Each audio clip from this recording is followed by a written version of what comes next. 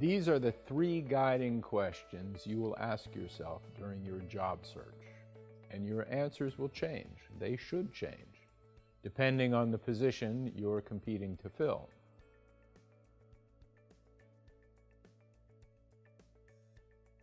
You're going to be returning to these questions as you craft your various pitches in the later lessons. But first, I'd like to share with you the ideas Ries and Trout present about using positioning strategies to guide your career. The last lesson taught you about this core American idea, about the Anglo-American idea that your why is embodied in your choice of horse to ride. Ries and Trout identify for success seekers 6 types of horses available in the Anglo-American job market. 6 horses for you to design your job searching strategies from. You can't be all things to all people. Ries and Trout advise you to focus. And why you? Remember, hiring managers don't buy, they choose. Why should they choose you? The hardest part of positioning yourself is to select that one specific concept to hang your hat on, that one horse to ride, that unique position in life, what is sometimes called your unique service proposition, your USP. Can you sum up your own position in a single concept? Then can you run your own career to establish and exploit that position? That's the challenge made by Ries and Trout. And they claim most people vacillate. They're indecisive. They go back and forth between yes and no. The Steve Jobs, the Madonnas, the Serena Williams, they don't vacillate. They have a strong yes, a life-sustaining why that keeps them focused on a single unifying concept. You may be ambitious, intelligent, looking to make a career move, but you feel blocked. So you try harder, you persevere, you keep your nose to the grindstone, you do your job better than the next person. But the only sure way to success is to find yourself a horse to ride. Now, the first horse to ride is your company. No matter how brilliant you are, it never pays to cast your lot with a loser. Even the best officer on the Titanic wound up in the same situation as the worst. Place your bets on growth industries. You can't do it yourself.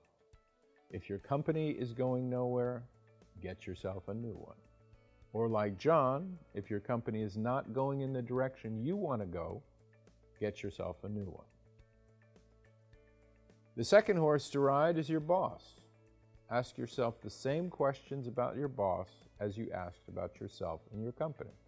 Is he or she going anywhere? If not, who is?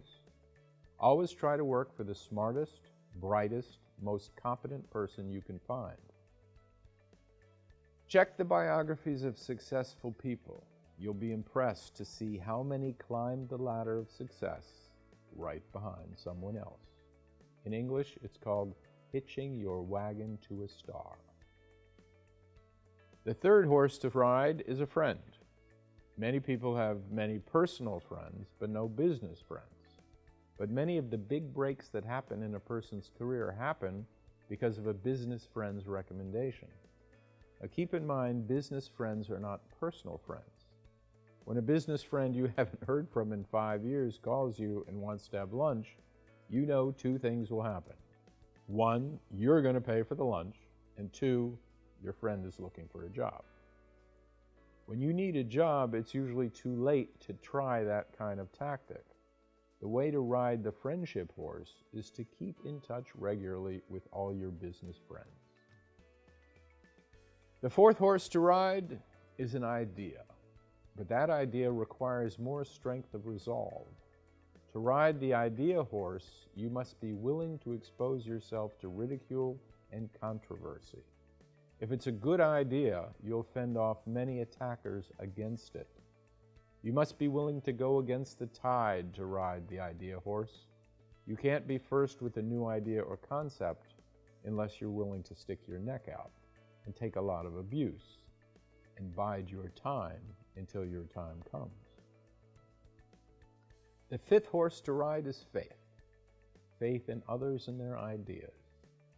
The power gained by getting outside of yourself and finding a horse to ride in others and their ideas. The classic story illustrating the faith horse is that of Ray Kroc. He was a lot older than most people and a failure on top of that when he met two brothers who changed his life. The brothers had an idea, but no faith. So they sold their idea, as well as their name, to Ray Kroc for relatively few dollars. Ray Kroc went on to become one of the richest people in America. He died in 1984 with a personal fortune estimated at $500 million. The brothers? They were the McDonald brothers. And every time you eat one of their burgers, remember it was the vision, courage, and persistence of an outsider who made the McDonald's chain a success, not two guys named McDonald. Worth hundreds of millions of dollars. There's one other horse, one people often try to ride with very little success. That horse is yourself. It's possible to succeed in business all by yourself, but it's not easy. Business is like life. It's a social activity, as much cooperation as competition. So remember, the winningest jockeys are not necessarily the lightest, the smartest, or the strongest. The best jockey doesn't win the race. The jockey that wins the race is usually the one with the best horse. So pick yourself a horse to ride and then ride it for all it's worth.